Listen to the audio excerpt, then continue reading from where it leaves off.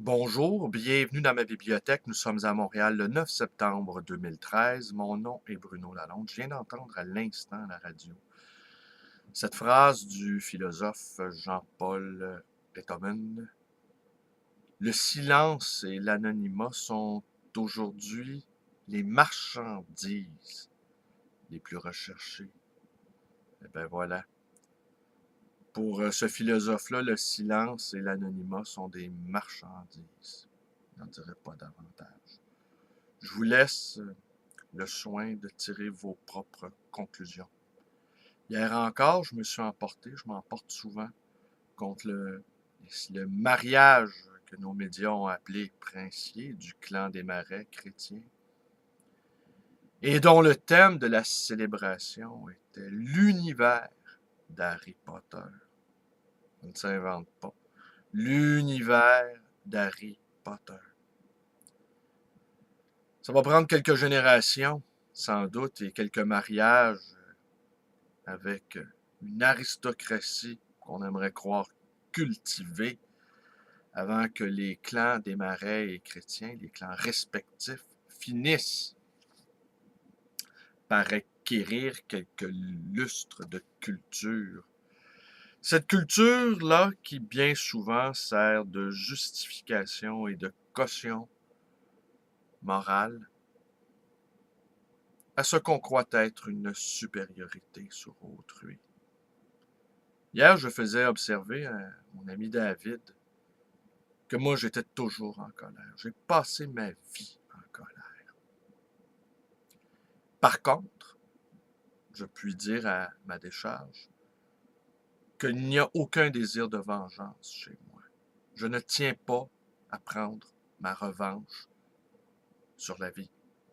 Je ne tiens pas à me venger de ce qui m'a été imparti dès ma naissance par le hasard, l'aléatoire ou quelque transcendance, si on veut admettre cette idée de transcendance de l'existence.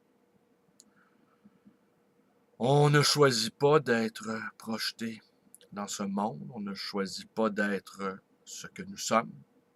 Je n'ai pas choisi d'avoir la tête que j'ai, vous vous en doutez bien. Mais la petite marge de manœuvre, qui est cette liberté qui est à moi, eh bien, j'ai décidé quand même de l'utiliser du mieux que je pouvais. Mais donc, aucun désir de vengeance, parce que la vengeance, elle est sans fin et elle est permanente. Et curieusement, ce feu de la colère-là me protège du désir de vengeance. Je reste indigné du sort qui est fait aux plus miséreux de notre société. Et comme la majorité des pauvres n'ont plus l'énergie, la volonté, le courage de se révolter, eh bien moi, fidèle à mon milieu d'origine, j'ai décidé de me révolter.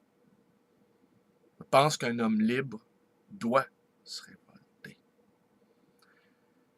Et cette liberté, chèrement acquise, eh bien, doit être du côté de ceux qui n'ont plus la force et l'énergie de se battre.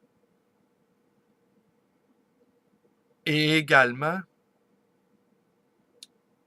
il faut bien admettre qu'une petite élite financière et intellectuelle et politique fait peser très lourdement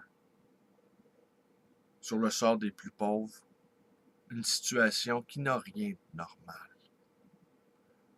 David et moi, on notait hier que bien souvent les tyrans les plus sanguinaires viennent de milieux modestes. Et bien souvent, très très souvent, ces tyrans-là, issus de milieux modestes, eh bien, sont appointés et sont alimentés financièrement par des classes supérieures qui ont bien intérêt à ce que le petit peuple reste dans la passivité et la soumission.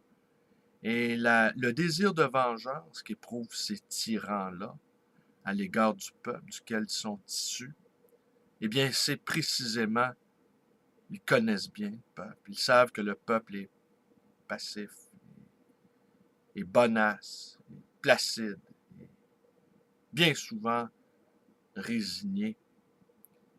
Ils sont en colère contre cet état de fait et eux, ils décident également de se révolter et ils décident de prendre leur revanche sur ce petit peuple.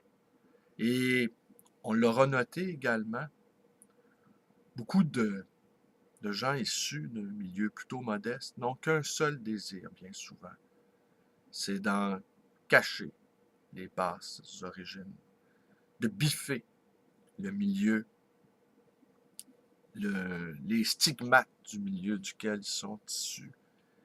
Et quand ils revendiquent trop vivement cette appartenance-là aux classes inférieures, eh bien, on les morigène, on les blâme d'en être fiers, on les juge sévèrement de ne pas avoir honte de leur classe d'origine.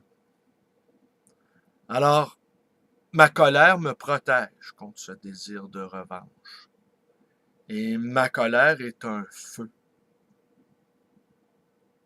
Voilà, c'est tout. C'est tout pour aujourd'hui. Tenez, je vais vous quitter là-dessus. Ouais, tenez, je vais vous dire une autre chose. J'ai gagé 2 $ avec mon ami Christian, philosophe, professeur de philo à l'UQAM, Université du Québec à Montréal, que oui, il y aurait la guerre. Lui, il est certain qu'Obama va se coucher. Moi, pour ma part, je suis certain qu'Obama aimerait bien se coucher, aimerait bien ne pas la faire, cette guerre-là. Mais les mécanismes et les engrenages dans lesquels il est pris font que son libre arbitre est devenu assez réduit. Et c'est sans compter aussi sur le comportement des autres intéressés, à savoir l'Iran, l'Israël, le Liban, qui sont tous devenus des acteurs importants et qui ont tous leur mot à dire.